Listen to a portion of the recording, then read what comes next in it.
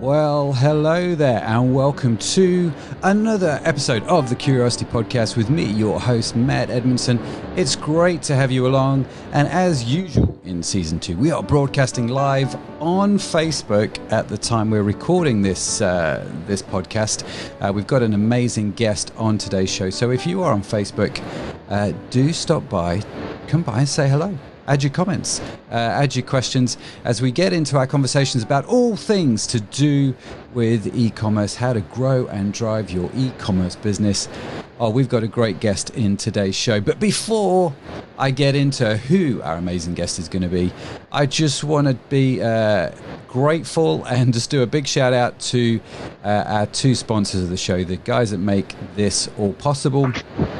I love doing this, let me tell you. I love doing the old podcast. It's great fun, but it is only possible because two companies let me do it. One is Curious Agency, which is a e-commerce web agency. They specialize in doing digital platforms and e-commerce platforms for businesses just like yours that needs to grow online. I use their e-commerce platform for all of my own e-commerce businesses. Let me tell you, Curious Digital is amazing. And I was talking with the guys about what's coming out in the next release. There are some really great stuff, some really great features coming up in the next year. So do check it out. Have a look at it if you are looking for a new e-commerce platform.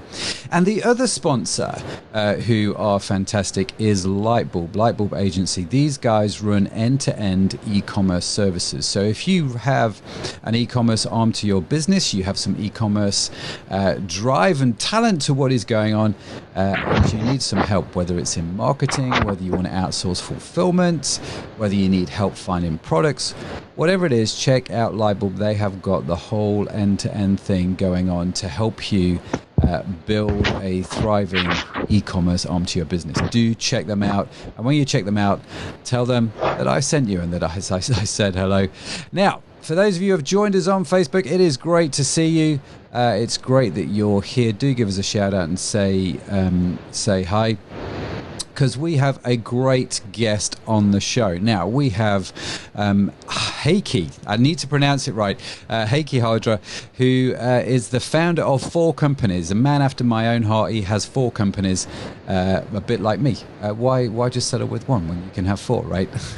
His latest is a FashionTech company, Fits.me, and that has been acquired by Rakuten. Yes, one of the world's largest e-commerce players. So he's going to give us some great advice in terms of building a business and getting acquired by the big boys, which is, I know, something interesting to a bunch of you out there. Heikki mentors startups on strategy, how to build and finance their ideas to scale, and how to ensure they'll become a commercial success story. He is currently the chairman of the Future of Retail organization, and we were actually just chatting off air before obviously off air, before I hit the go live button, in the press today. I don't know if you saw it. Into the massive resale consortium has current debts of £5 billion and is struggling because retail is collapsing. So the fact that he chairs the Future of Retail is going to be fascinating. He's also the founder of Find.Fashion. The Exit Academy is named top 100 most influential. He's named one of the top most influential in the digital fashion world by Vogue's online fashion. That's not a bad endorsement, even though I messed it up reading it out. He's got some credentials. So without further ado, I think I've bigged him up enough. Heikki, let's get you onto the show. Thanks for being here and welcome. It's great to have you. Thank you for inviting me. No, it's great. That introduction, I would blush. Yeah, it's funny, isn't it? When you read these things out, you're like, man alive. I've been on other people's podcasts, I've been on shows, and when they read these intros out, you come on stage and go, I really hope I can live up to what you have just read out. Because I almost saying to myself, I hope I'm going to live up to how you've introduced me. It's with the startup founders, it's always this this kind of fear, and with any entrepreneur, there's kind of this fear every single day. You've achieved something more, but you still think, I'm kind of pretending. Yeah, I don't know. Someone's I going to don't know find anything. out. Someone's going to find out. Yeah. It's funny, isn't it? You're right. A lot of entrepreneurs struggle with that. I mean, you obviously mentor a lot of people. Let's start off there. You mentor a lot of entrepreneurs. Do you find, they call it the imposter syndrome, don't they? Do you find that this is quite a common thing amongst the entrepreneurs that you're mentoring? Well, there's now that we get to this topic, this is certainly a common topic. However big the company, however successful they have built it, however big the team is, almost always they have that. Yeah, and it's partly because that's the kind of the ethos or the soul of the startup. You build it because you build something that nobody else has built before, and therefore you don't really know what tomorrow brings. Nobody has those answers, and you have to have those answers. That's great. Everybody's going to look at you, say, you know the answer, but you don't. Yeah, you have to know the answer because you're the leader. So let's just crack on with it. Yeah. No, it's such a good answer. It's such a good, and I've noticed it myself, in me and in people that I mentor and stuff. The imposter syndrome is such a big deal, and we're all feeling the same, and it doesn't matter how successful you get. Ultimately, you get home at the end of the day and you kind of go, I hope I know enough for tomorrow, right? You just the way it works. Actually, there's only one thing that gets you over the imposter syndrome, and that applies to me, to any other entrepreneur listening to this. It's who do you have on your team? Okay. It's admitting that I don't have all the answers, but that I know and I kind of rely on this amazing team that supports, that helps to lead it together with me. I'm not the only leader. Yeah, no, that's such a great answer. Such a great answer. And you're right. It's, the whole thing about being an entrepreneur, isn't it? One of the things that you have to do quite quickly is build a good team and get a good team around you that compensates for where you're actually not really that good. You know what? The good team often is just, how would I put it? Letting it go.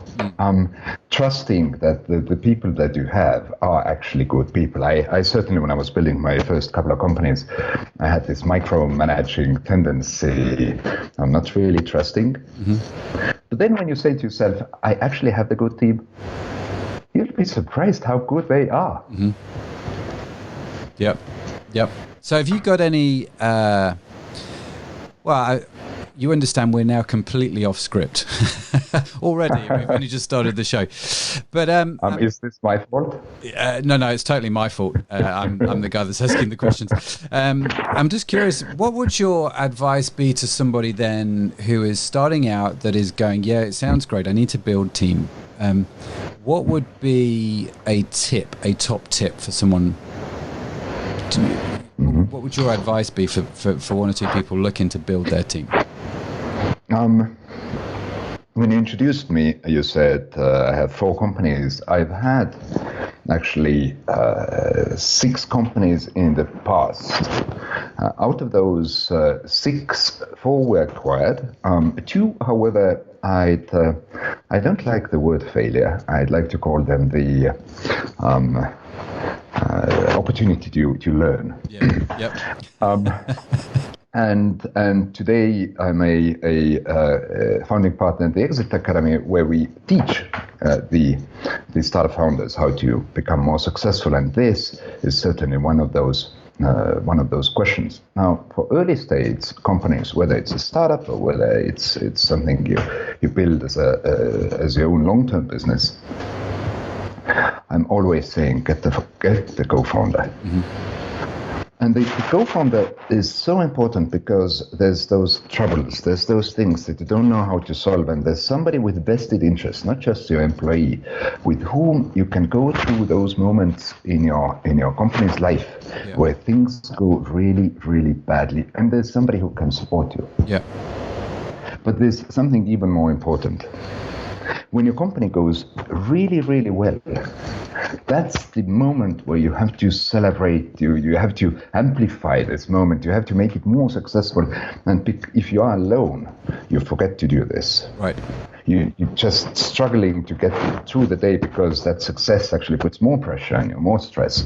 And having a co-founder at these moments is really what makes the company take off. Yeah.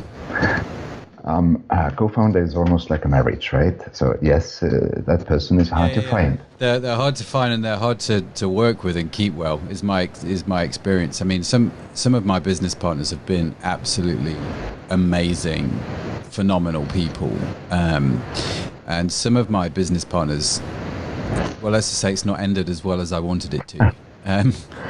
You know. There's a trick to this, though. Oftentimes when co-founders get together and they start, the first type of argument is, how shall we share the company? I'm going to get 50%, and now you're going to get some other percent. I always recommend the stock options investing. Okay.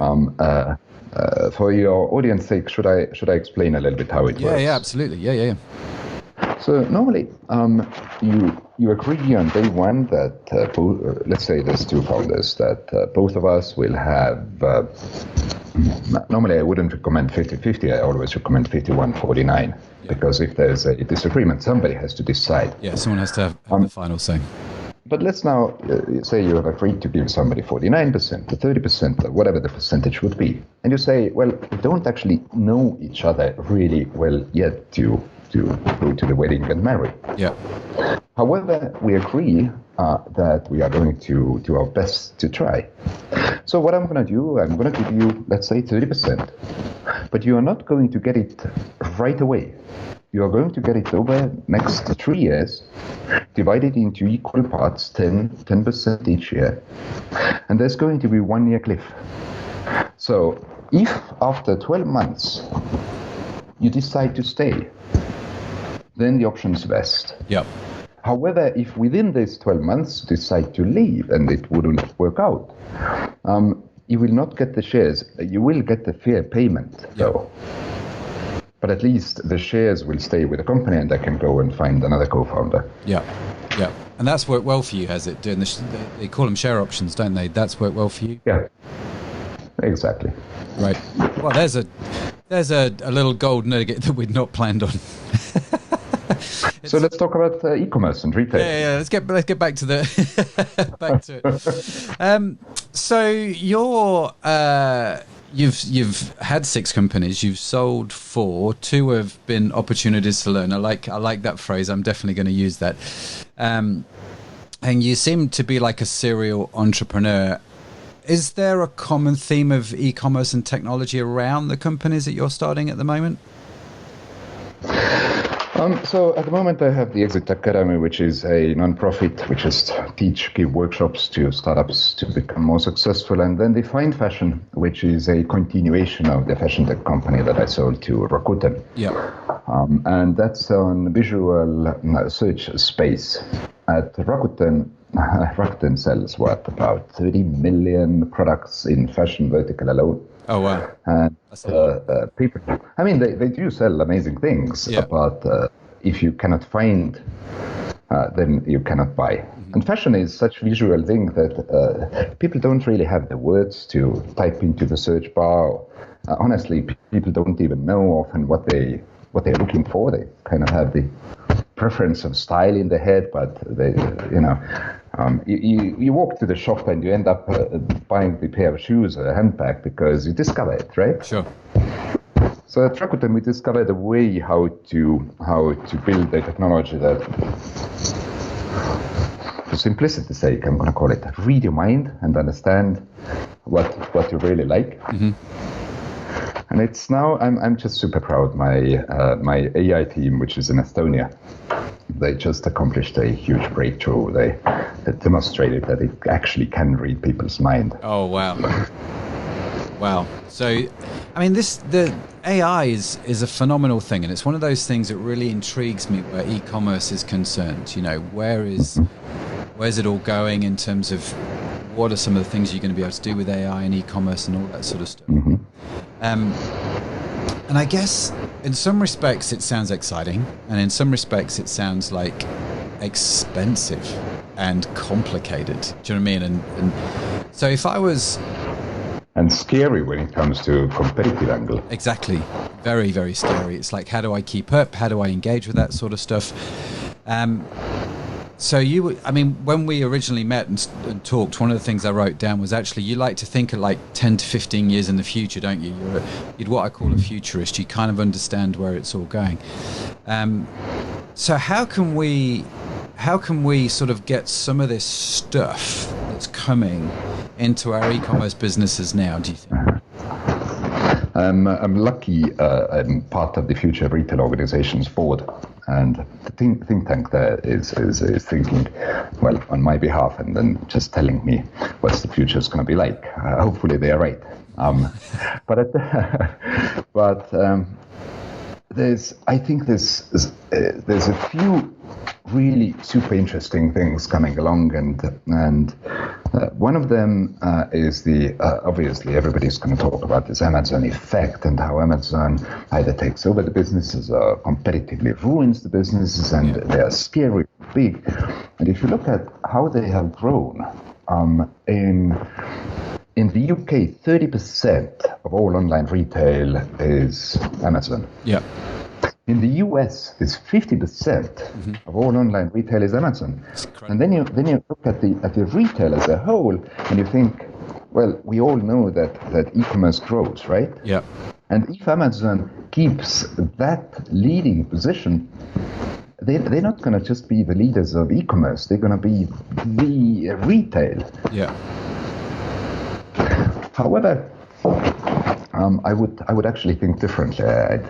I think, let me define now. I'm talking of Amazon as the destination site for customers to go and buy stuff, because Amazon obviously does many other things. Yeah. But as a destination site for customers to buy stuff, I don't think Amazon will remain the leader. That's interesting. It's slightly controversial, but why would you say that?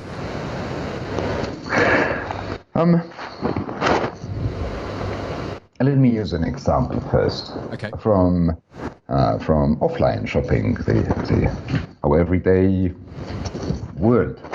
And the everyday world really is we walk down the street and we walk past some store window and we spot something interesting and we decide to walk in, and we have never been to that shop before. And then we walk down another street, or we watch TV, and then we see some amazing product somewhere, and we decide that influences what we like to buy. And it used to be that our decisions were actually, let me use just fashion here as an example. Our decisions were often influenced most by the brands. The catwalks, we would, when we see a product, we would automatically know that this must be from this brand, or at least from this group of brands. However, what's happening today is as we keep seeing those products that surround us, we don't know anymore which brand supplies it. It could be an influencer on Instagram. Sometimes they say the brand, sometimes they don't, and you end up on some online platform trying to find it, but the kind of lacks the connection between the item we want and item we can actually buy. So we come to the findability problem. Yeah. The online, the choice is too big. And Amazon is certainly the biggest weakness, is actually the largest selection. That's an interesting point you're saying. So let me just clarify. Amazon's biggest weakness is the amount of choice that they offer. The paradox of choice, right? Yeah. It's really the paradox of choice is a really interesting psychological experiments done in this whole arena, and you've bridged two gaps there, and I like it. You carry on. Sorry, I just wanted to clarify. Let me ask you something. So let's imagine you want to buy a toaster. Where would you go online? Amazon, AliExpress, where would you go? To buy a toaster, I would go to Google and type in the brand of the toaster that I would want, probably, or I'd go and find out what's the best toaster I can buy, and then Google the brand. I have to be honest with you. This is maybe not a topic for today. I've recently been challenged on the ethics of buying products from Amazon, so I try not to just default go to Amazon. If you'd have asked me a year ago that very question, I would have gone to Amazon's app and I'd have typed in toaster and I would have seen what came up. I share the sentiment. However, using this example, most people would go to any of those large platforms, whether it's Amazon or something else, and then the next question is, how would you choose? And they normally, there's two ways. You sort them by reviews, or you sort them by price. Now, reviews, these apply to toasters. You can actually find a pretty good toaster. However, when you look at shoes or tableware, reviews wouldn't help you a lot. Okay. Instead, people would go and sort by price, and here's one of the biggest weaknesses. If you sort by price, then why would you go to page 4 or 10 or 44 to look at more expensive shoes? They end up looking pretty similar. So what happens here is all those suppliers using Amazon as the platform are competing based on price. They are not competing based on the quality of the product, but quality of the photography. Now, that's a dangerous thing to do, isn't it? Not a single supplier can survive long term. No. If they compete by price only. When it comes to sustainability, look at again, using fashion as an example. Fast fashion is blamed how they drive down the prices, how they make the suppliers somewhere in Bangladesh cut the corners and just not pay attention to any of the environmental issues or worker protection. And then you look at the very similar items on Amazon, and they are 30 to 40% cheaper than any of the fast fashion brands. And how do they do that? So there's always somebody selling something cheaper in the world, right? Someone's selling something cheap. That's right. There's always. So in long term, that type of business model that cannot survive, right? No, it's very short-termism, isn't it? It's very short-term gains.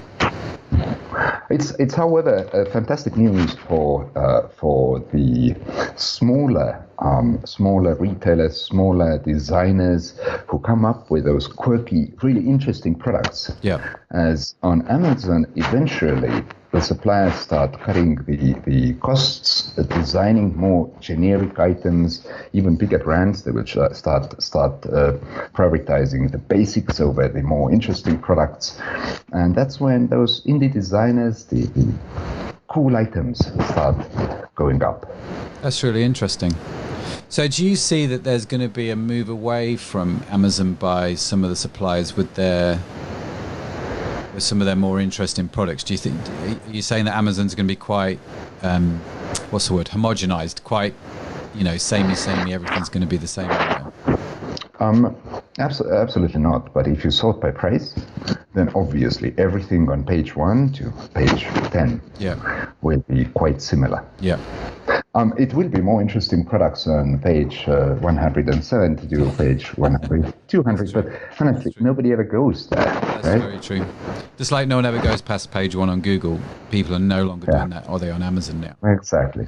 And in fact, Amazon, they have their whole marketing strategy is to get people who sell on Amazon to do paid AdWords like Google. So you can pay to come up higher on Amazon search engines, which is just yet more money to Amazon, which is coming out of your profit margin, and it's quite fascinating. I have this love-hate relationship with Amazon. Obviously, I'm a client.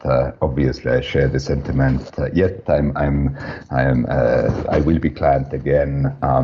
One of the companies that I invested into in the past as an angel investor, they used Amazon as one of the platforms to sell the products. They were a marketplace for Indonesian artisans to go to Western markets.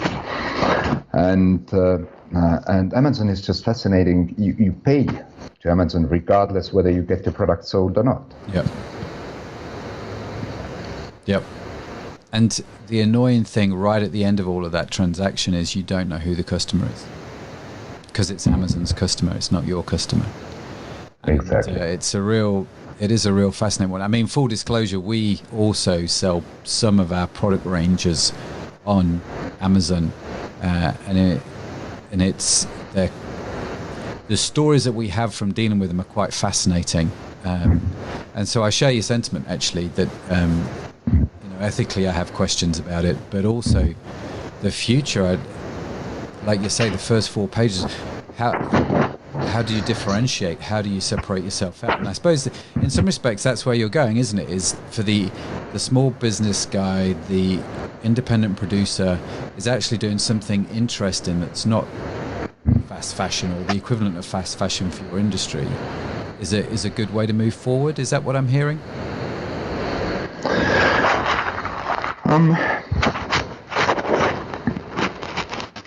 It's let me think through how to phrase it. Let me give an example from the physical stores and again from the fashion. It's the brands. There might be brands that you like today. I personally like, for example, Banana Republic. Whenever I walk in, I get pretty much I get what I expect. Yeah. At the price point I already know. And then as they will become more and more under price pressure, they will start choosing products which are more and more average, that they know that will sell well. In a couple of years from today, I will walk again to Banana Republic store and I look around and everything is boring. Mm-hmm. They have cut the costs on sales assistants, and they have cut the costs on the locations and store interiors. And I look around and I'm like, why am I even here? Yeah. And that forces me to go and seek products online. Yeah. So suddenly we are talking of this retail apocalypse happening now, right? Yeah. There will be another cliff coming. Yeah. Because of this kind of spiral of death that those brands will be going through. Not all of them, mm-hmm. but certainly some. And the current economy wouldn't help here either, obviously. Yeah. No, it's great. So if you're starting out and you're a startup and you're listening to all of this, it sounds all very exciting, because you see actually there is possibility and there is opportunity beyond the borders of Amazon. So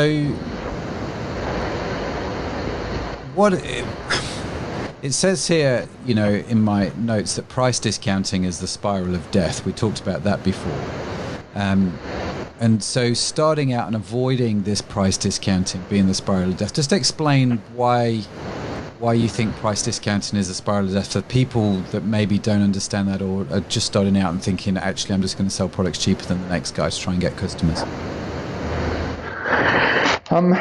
That's the magic of internet. That's the magic of e-commerce. Whereas obviously the prices are relatively easy to compare. At the same time, they are also relatively hard to compare when it comes to more unique products. Sure. When you sell the toasters, and the toasters have the product code, and then obviously you can compare and get it from a cheaper place. Assuming many of those small retailers, they don't sell generic goods. They sell something unique and close to their hearts. That's why they started the business often. And these products are often not as comparable. Yeah. So as soon as you start looking at your competition and looking, oh my God, they reduced price, therefore I had to reduce price, your margins will become so thin, and your liquidity planning, cash flow planning becomes the only focus you have to do. Yeah. However, if you build a business around a great story about why you built it, that's where the magic of internet kicks in. On internet, every online shop looks like a big business. Yeah. Yeah. And so actually, I like what you said there. You tell your story And it's your stories that people connect with, isn't it? That's, you've got an interest in products and the reason why you've created that product and the story behind it. That's where the internet really has enabled people to do stuff that otherwise ordinarily wouldn't happen, right? And so learning to tell your story well, I think, is such a good thing. Matt, do you miss this, just walking through some market, some small cities, main street, and all those funky little shops where you step in and they're full of those amazing things that you didn't even know existed? No, totally. Yeah. I mean, I'm not going to lie. I was the reason we've not been on air for the last few weeks is I've been in New Zealand working, a bit of work and bit of pleasure. And I did exactly that, Heikki. I walked down some of the roads and down some of the streets, and my overriding feeling was disappointment, because all of the stores down the main street in Auckland are the same stores as the ones down the main street in London. Mm-hmm. Do you know what I mean? They've all got a Gap. They've all got Nando's. I don't know about what it is about Nando's chicken restaurants. They're everywhere. And you're just like, oh, I don't want to eat in Nando's. I want to eat in a local deli that does specialist local food. And and trying to find gifts for my kids and for my wife I had to get in a cab and go to a specific area, which was classed as the artsy area, but that's where the interesting shops were, and that's where actually I quite enjoyed myself. So I'm totally with you on that one. Just going in and finding stuff that is beyond the usual drudgery of the high street is. And that is the cool thing, because obviously a smaller company cannot compete with the efficiency that Nando's has. Or efficiency or innovation investments that Amazon has. That's not going to be, but they can compete with uniqueness. And actually I would be forecasting this surge of customers just like you, who will go distance to seek out those experiences. That's really fascinating. That is really, really fascinating. I'm thoroughly enjoying the conversation because I think you and I think so alike. One of the questions I get asked a lot by e-commerce entrepreneurs, people wanting to start out is, what do I sell on my website? And the answer is something that not everybody else is selling. Do not go to AliExpress and buy a watch that is $11 and sell it on your site for $30, because there's 20,000 people doing that around the world, right? And they're much better at Facebook advertising than you are.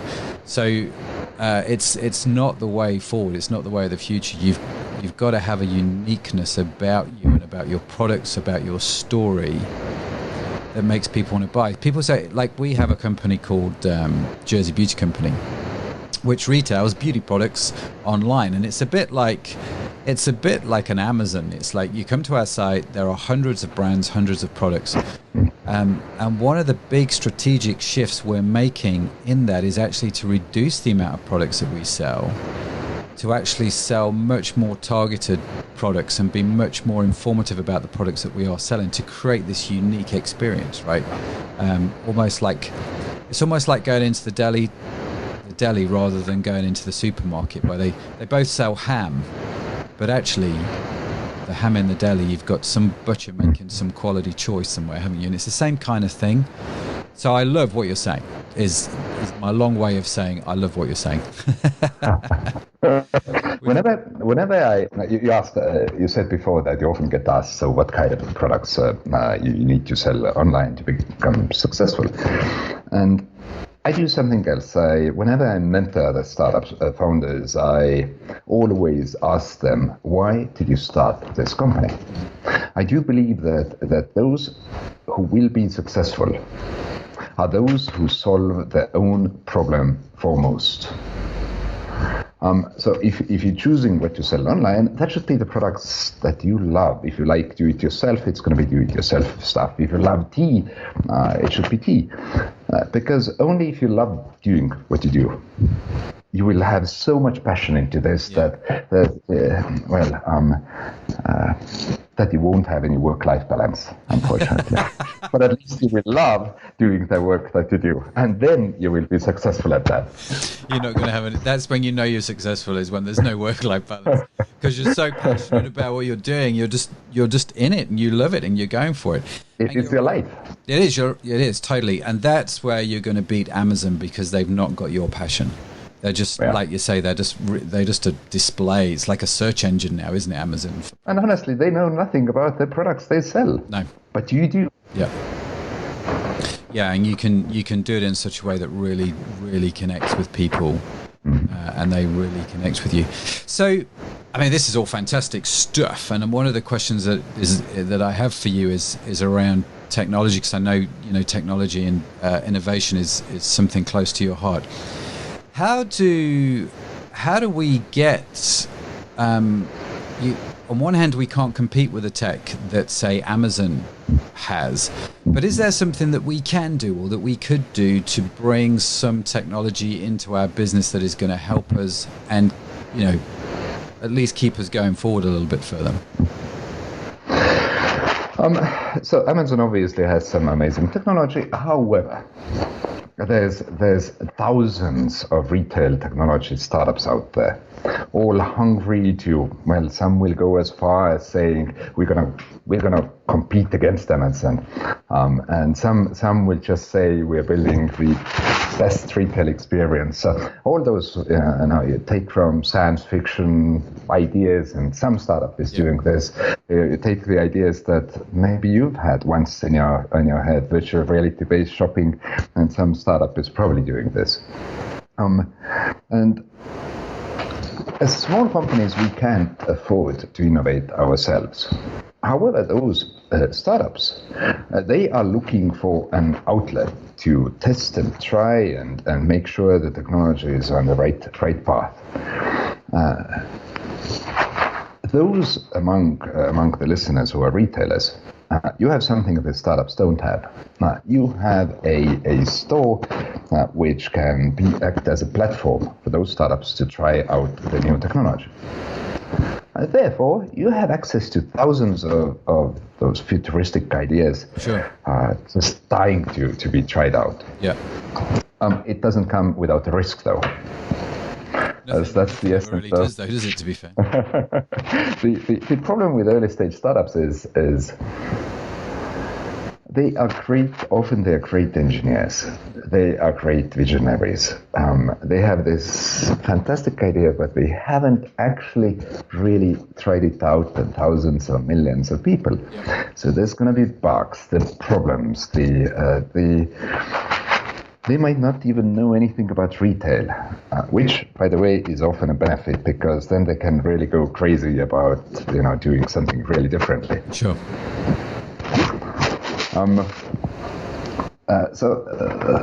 What I guess I'm getting is even a small company can afford to outsource innovation to startups, simply because there's so many of them. But you have to be careful. You have to make sure you work well together with that startup's team. You trust in them. They are honest. If they do a mistake, they will fix it quickly. And you don't bring your own clients as victims to that trial and error process. As victims, so kind of sandbox. I like your analogy. Yeah. Try to sandbox the experience. So let's imagine there's a new, at my previous company, Fits.me, we did a virtual fitting room where you entered your body data.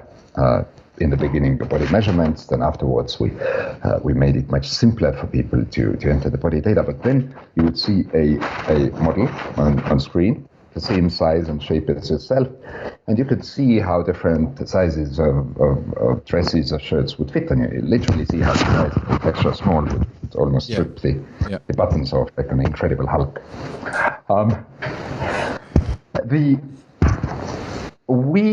There was probably 2 hours where we brought down one of our clients' sites, Luckily, that was during the update, and we scheduled the update at the lowest traffic. We shouldn't have done that. Mm-hmm. We should have planned much better, but also that's a risk what you have to face when you work with early stage startups. Yeah. It's worth it though. Yeah.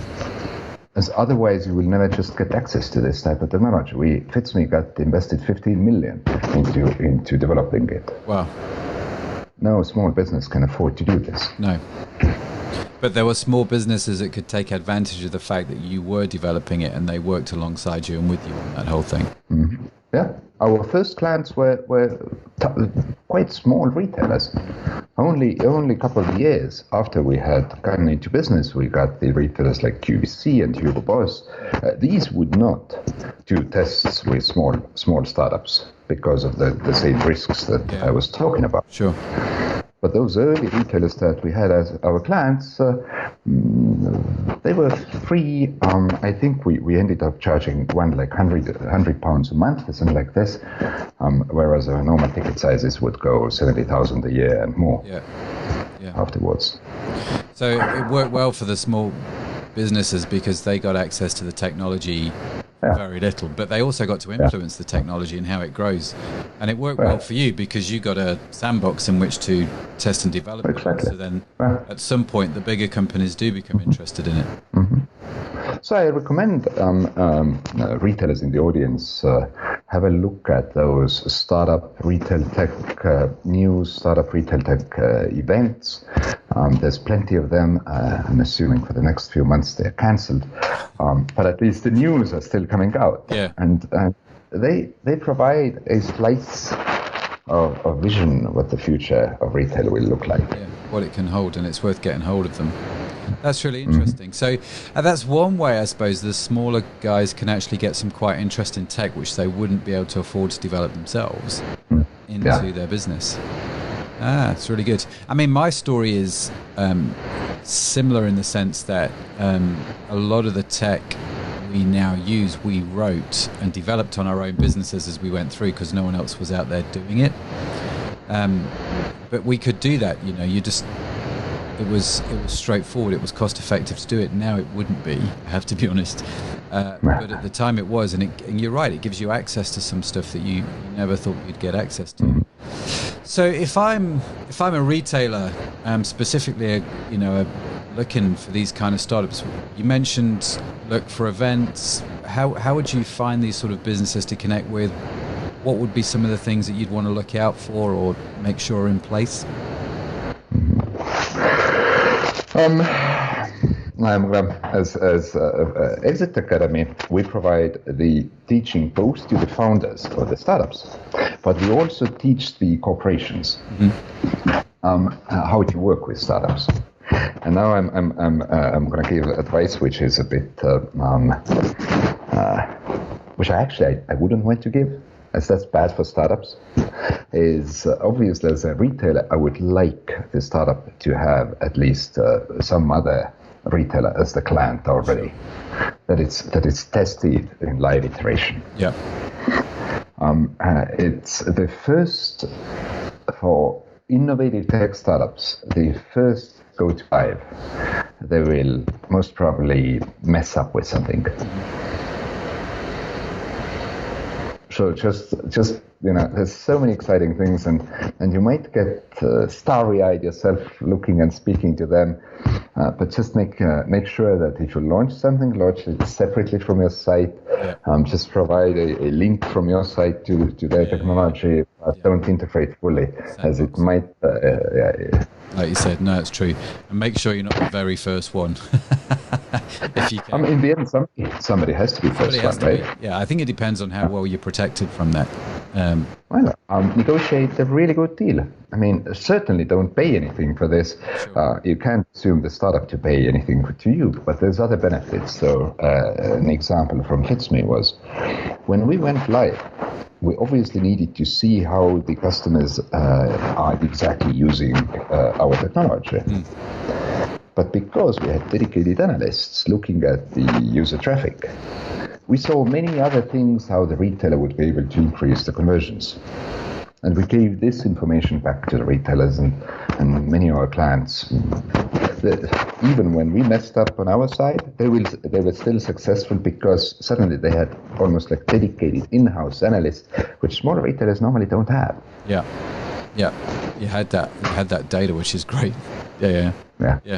Do you think that AI is going to play a big part in e-commerce moving forward?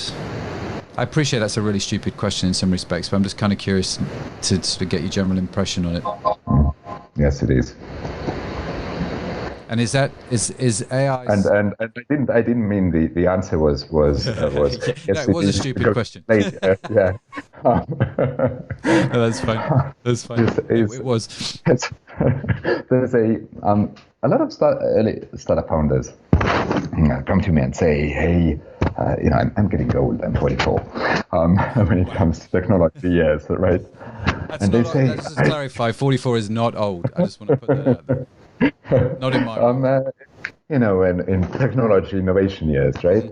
And they say, well, if I would have only started my startup when, Jeff Bezos was starting Amazon or they started Apple or any of those companies, all of this innovation was, not yet done. Actually, the opposite is true. It's this accelerating pace with innovation. Mm-hmm. And anything we see today, and if I would have to put a number where retail is today, mm-hmm. By retail I mean online, offline, all of those channels, it's perhaps 5% of where it's going to be in the next 20 years. Yeah. It is in its early stages. Yeah. Very so yes, stages, when it comes to AI, it's in its early stages today. There's going to be fascinating stuff coming out, which makes our life much easier. Yeah. However, there's always this you constantly have to keep trying. The only thing you know for sure is that you have to keep up with the pace of change. You have to keep trying. Yeah, you have to keep trying. You have to keep on top of things as best you can. No, you're totally right. And I've always heard that. I wish I'd started when Jeff Bezos started Amazon. Maybe I could have been Jeff Bezos. Well, no, you wouldn't have been because you're not as clever as he is. But that's another story. But somebody said to me once, I can't remember where I heard it, maybe it was on a podcast or something, the best time to have started a business was 10 years ago. The second best time to start a business is today, right? Because you've got hindsight for what happened 10 years ago, but the second best time is today, because in 10 years time you're going to be going, I would say the best time is today. Second best time was 10 years ago. I like it. And also you're wrong about that Jeff Bezos, you can't be Jeff Bezos because you're not as clever as he is.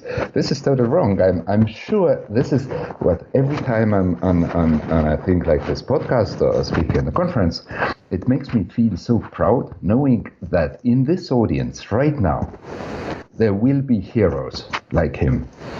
There will be disruptors. There will be millionaires and billionaires in the future. Yeah. They might be trying something small today and then learning from this and growing. They might be already thinking something big. They might even be people who right now think, well, I'm just doing my everyday job. And tomorrow they'll figure out something disruptive. They'll figure it out. And it's just having the courage to step out and have a go at that idea, isn't it? And do you think we'll give them this courage? A little bit nudge, perhaps? Yeah, go for it. Well, I hope our conversation will do this. I'm sure it will. I'm sure it will inspire somebody somewhere, because these things always do. You always, I can look back now and I can attribute reading a book or listening to somebody say something as some of the key pivotal points in my life. And so you're right. There's going to be somebody out there that it changes something, and I really like that. I love that, actually. That it helps. That's why we do these things, isn't it? So, no, all good points, sir. All very good points and well received and well taken. If you were going to start, you've got 4 companies now. Let's say you wake up tomorrow and you think, you know what, I'm going to start an online company. Would you stick with fashion, or would you do something else? What would your thinking be? Well, I have started a FashionTech company, and And the other one is not in fashion at all. It's an educational platform. Sure. And I have invested into a sports tech company, which is a platform for personal trainers. And honestly, I did it because of my very own personal need. Okay. I'm a happy client at Fit Expert. It's I used to be 15 kilos bigger. Oh wow. So these are completely different areas, right? Mm-hmm. So, do you think then? Because I'm just sort of bringing it back to what you said earlier. I'm just, if you were going to start a business, what would you start your e-commerce business in? I'm going to bring it back to that word passion. So you obviously know about the fashion industry. You have a passion for tech and innovation. You had a reason to invest in the fitness company because you wanted to, lose a little bit of excess baggage, let's just put it that way. We've all been there, to be fair. And so these are things which are dear to your heart. These are things which you actually care about. And I think, I guess I'm just trying to tease this out of you a little bit more, in terms of start a business that maybe you care about. So I do have a process for this, actually. Okay. For many years, I used to keep this paper notebook next to my bed. Now, obviously, I use the phone for this, and I might be in conversation with you or having a sleepless night, and suddenly I have this silly thought, and I think maybe this silly thought changes something, so I write it down. And then I will have, this list has actually become really long by now, but then I have those structured conversations with my friends about those thoughts. And regardless whether they're silly or not, there's actually just a few days ago, a thought that I had about making sculptures out of water. My father was a professor of hydraulics, and he showed me how you can make water behave in ways where it starts making shapes. Oh, wow. In the kind of thin air. And I was thinking, that would be really cool if we can have sculptures in the middle of the room. Like there's a bowl of water just kind of there magically. Yeah. So I wrote it down. And I'm going to have a conversation about this with my friend, and we're going to go through some structured questions. How big is the market? Yep. Is it feasible? Is it science fiction or is it just fiction? Can it actually be approached at all? Who would be those people who we know we can ask, can it be done? Who would be those people we can ask, would they like to be the co-founders? And I often see from startup founders that they are afraid of talking about the idea. Maybe somebody is going to steal it. Maybe somebody is going to tell them how silly this idea is. No. Just use everyone you can to tell them about your idea. I'm going to use this word victim again. Victimize them, because sometimes your idea is indeed silly. Make them suffer. But then they will tell you something that makes you think, it is silly because of this. And if I solve this, it's not going to be silly anymore. Yeah. Not a single great idea in this world started out as a sane idea. Every single idea that changed our world started out as a crazy idea. Yeah. Impossible idea. Yeah. That's a very, very good point. That's a very good point.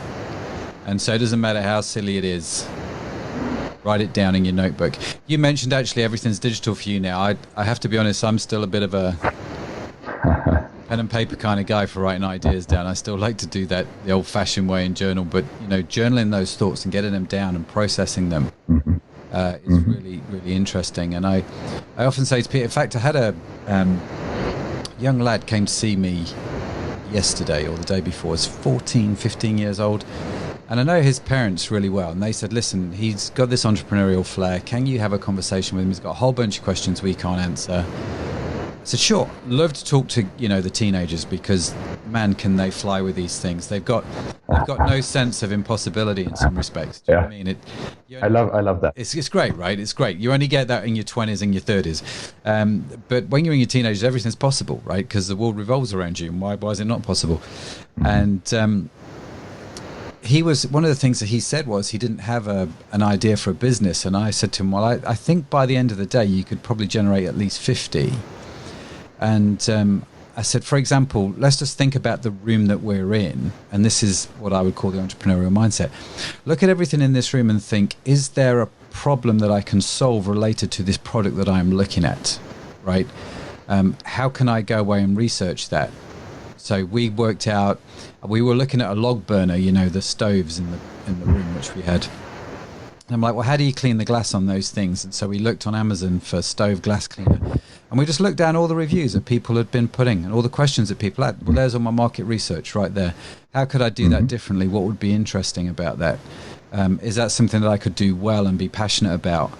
14-year-old kid is not going to be passionate about glass cleaner. But the point of the matter was, it's just looking out there at what's in front of you and just going, how can I solve a problem? How can I bring something to what's in front of you? You can use any of the feelings. Whenever you feel angry about something that in the world doesn't operate as you wish it does, it's a problem right there. Whenever you feel passionate about something, you feel happy about something, you can say, how can I take this that I'm happy about and scale it up, make it repeatable, build it into something that everybody else would be able to enjoy around me. That's a good point. Any kind of emotion, any kind of passion, anger, upset. And this is part of the reason why I would agree with you, this idea that Amazon's not going to be maybe the market giant consistently and continually. One, because history has proven that no one is ever the market giant consistently or continually. But two, I think people are actually starting to get quite angry about Amazon. And there is now the ethics of Amazon being brought to people's attention, rightly or wrongly, but it is having an impact on people's buying decisions. And I don't think that you can run away from that or hide from that. I think it's eliciting this emotion, isn't it? People are starting to get angry, and so people who get angry, they have the crazy ideas. And like you said, no world-changing idea ever started out life as a sane idea, and none of those ideas came from a place of zero emotion. There was always some kind of emotion behind driving that idea, wasn't there? So. Very, very fascinating stuff. Hey, Heikki, listen. Sorry? Go ahead. I was just going to say, I'm aware of time and we could carry on talking all afternoon. It's a fascinating conversation. Is there anything else specifically that you wanted to say that maybe we've not covered, that maybe would be helpful for folks?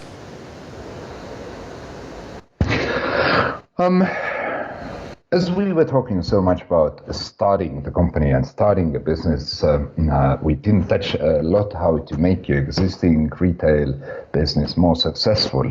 And I don't think we'll have enough time to use that bit to wrap it up. So I'm going to use the how to start the business to wrap it up. And you said, you repeated this, that no great idea started out as a sane idea. You have to have this courage to believe it is a great idea. And yes, in Silicon Valley, you might sit in a cafe in Palo Alto, in San Francisco, and you talk about your great idea of building a rocket ship to Mars. And somebody next table is eavesdropping and saying, "Hey, I'm so sorry, I overheard." But there's this guy who builds the life support systems, and I'd be happy to introduce. And somebody else is going to ask you, so what kind of engine you're going to use on your rocket ship? Yep. And I'm originally from Estonia. In Estonia, but also in the UK, you might have the same conversation with somebody. And instead of asking what kind of rocket engine you're going to use, they're going to look at you and say, "This is really silly idea." So you have to have enough passion in what you do to say, hey, thanks for this feedback and tell me more. Why is that silly? Explain this to me so I can find a way to make it not so. Yeah. Very good. Very good. I like that. Tell me why and how I can make it not so. Don't get hampered and don't give up too soon. Like it. Yeah, I like it. Heikki, listen, really appreciate your time with us, bud, and your insight, and I've really enjoyed the conversation. Where can or how can people get hold of you if they want to reach out and connect? What's the best way for people to do that? Sure. I think LinkedIn is always a good place. You can drop a message there.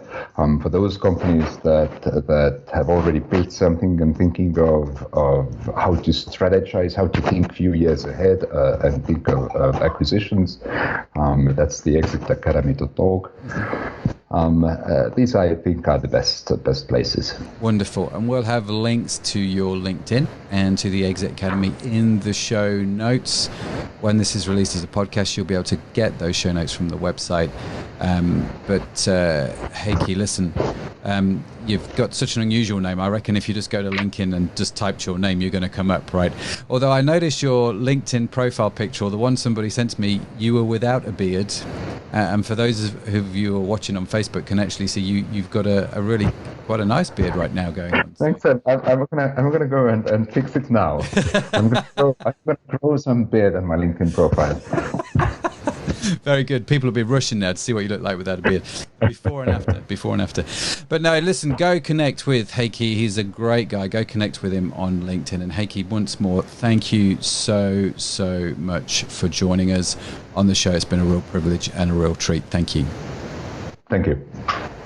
Okay, well, I hope you got a lot out of that today, guys. Wasn't Heikki fantastic with what he was sharing? Just amazing stories and some really top insight for you guys. So do connect with him. Do reach out to him on LinkedIn. Like I say, all the links to everything that he's talked about will be in the show notes. We will make sure that they're there and you can connect with him. This show, like I said, is being broadcast live on Facebook. So if you are on Facebook, do come over, sign up for the notifications, because when we do the Facebook Lives, you can join in the conversation. You can ask your questions and listen to what's going on, as well as subscribe to the podcast wherever you get them from. iTunes, Stitcher, we don't mind. We're platform agnostic. We're just out there on all of the platforms. So make sure you subscribe to the show. Leave us a review. Let us know what you think. We appreciate you listening, and we will be back again very soon for some more amazing podcast stuff. So until then, I will bid you adieu and farewell.